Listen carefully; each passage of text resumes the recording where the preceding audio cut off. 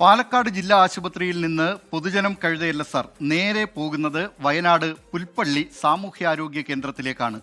അവിടെ രോഗികളെ പരിശോധിക്കാൻ ഒരു മുറിയില്ല. ഡോക്ടർമാർക്ക് സ്വന്തം മുറിയുണ്ടെങ്കിലും തുറന്ന ഹാളിലാണ് പരിശോധന. രോഗികളുടെ സ്വകാര്യതയ്ക്ക് ഇവിടെ ഒരു വിലയുമില്ലേ എന്നാണ് ചോദ്യമുയരുന്നത്. കാണാം സുർജിത്ത് അയ്യപ്പത്ത് തയ്യാറാക്കിയ റിപ്പോർട്ട്. പുൽപ്പള്ളി സർക്കാർ ആശുപത്രി. രോഗികളെ പരിശോധിക്കാൻ ഇവിടെ എല്ലാ ഡോക്ടർമാർക്കും പ്രത്യേകം മുറികളുണ്ട്. എന്നിട്ടും രോഗികൾ പരിശോധനയ്ക്ക് വിധേയമാകുന്നത് ഹാളിലാണ്. പുൽപ്പള്ളി സാമൂഹ്യാരോഗ്യ കേന്ദ്രത്തിൽ നിന്നാണ് ഈ കാഴ്ച. ഡോക്ടർമാർ രോഗികളെ പരിശോധിക്കുന്നത് പൊതുയിടത്തിൽ. ആശുപത്രിയിലെ മുഴുവൻ ഡോക്ടർമാർക്കും പരിശോധനയ്ക്ക് പ്രത്യേക മുറികളുണ്ട്. എന്നിട്ടും ഹാളിൽ പരിശോധന നടത്തുന്നു. കഴിഞ്ഞ ഒരു മാസമായി സ്ഥിതി ഇതാണ്. സ്ത്രീകളും കുട്ടികളും ഉൾപ്പെടെ 600ഓളം രോഗികളാണ് നിത്യേനെ ഈ ആശുപത്രിയിൽ എത്തുന്നത്. പരിശോധന മുറികളിലേക്ക് മാറ്റണമെന്നാവശ്യപ്പെട്ട് പരാതികൾ അനവധി നൽകി. എന്നിട്ടും നടപടികളൊന്നും ഉണ്ടാകുന്നില്ല.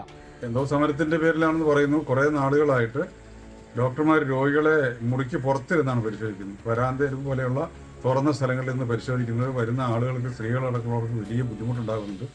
അവർക്ക് ഒരു രോഗത്തെക്കുറിച്ച് തുറന്നു പറയാൻ പോലും കഴിയാത്ത അവസ്ഥ. ആളുകൾ പിന്നിൽ അവിടെ ഭയങ്കര, ഒന്നാമത് അവിടെ ഹോസ്പിറ്റലിൽ വലിയ തിരക്കുമാണ്.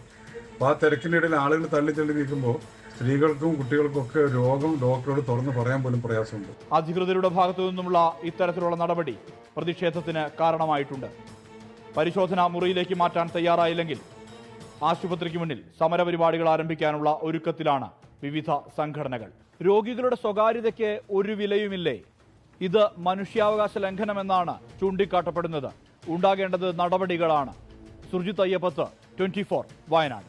ലോകത്തെവിടെയായാലും ഏത് സമയത്തും 24 വാർത്തകളും ഓഗ്മെന്റഡ് റിയാലിറ്റി പാക്കേജുകളും എക്സ്പ്ലെയിനറുകളും വിശദമായി കാണാൻ ഞങ്ങളുടെ യൂട്യൂബ് ചാനൽ നിങ്ങൾക്ക് സബ്സ്ക്രൈബ് ചെയ്യാം.